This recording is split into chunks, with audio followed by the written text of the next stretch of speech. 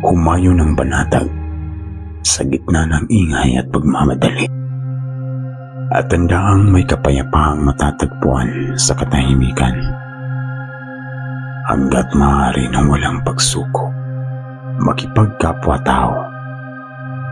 Bigkasin ang iyong katotohanan ng mahinahon at malinaw at makinig sa iba. Kahit sila na mapurol lumangmang kumituring, sila may kanilang salaysayan. Iwasan ang mga taong maingay at mapusok.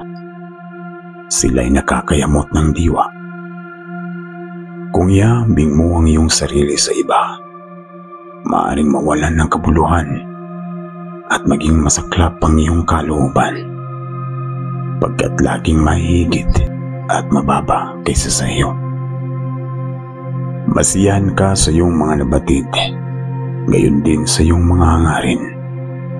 Manatiling buo ang iyong kalooban sa iyong tungkulin at mapagkumbaba. Ito ang tunay na yaman sa pabago-bagong kapalaran ng buhay.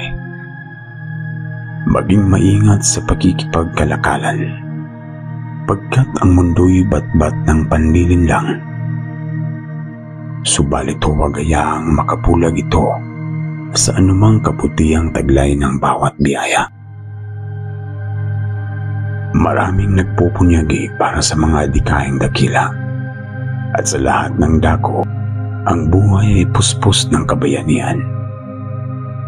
Maging totoo at hindi mapagkunwari, lalo na sa pagpapahayag ukol sa pagmamahal.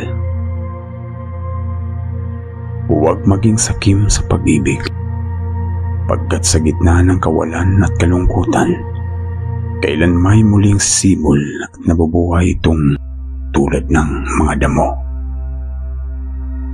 Maluwag na tanggapin ang payo ng katandaan. Banayad na isuko ang mga bagay ng kamusmusan. Arugain ang tibay ng loob na sasalag sa mga biglaang kabiguan. Ngunit huwag manlumo sa mga maitim na imahinasyon.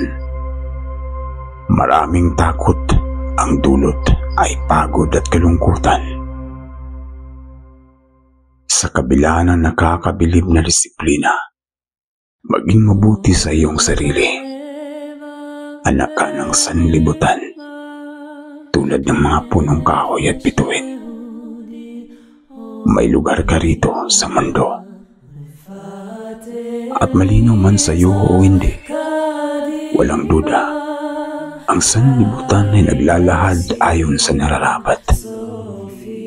Kaya maging panatag ka sa Diyos, anuman ang paniniwala mo sa Kanya, at anuman ang iyong mga gawain at mithiin. Sa gitna ng maingay na kalituhan ng buhay, panatilihin mong panatag ang iyong kalooban. Sa kabila ng mga kabiguan, pagod at nasirang pangarap, maganda pa rin ang buhay. Mag-ingat ka at magsumikap na mamuhay na may tunay na kapayapaan at tunay na kabuluhan.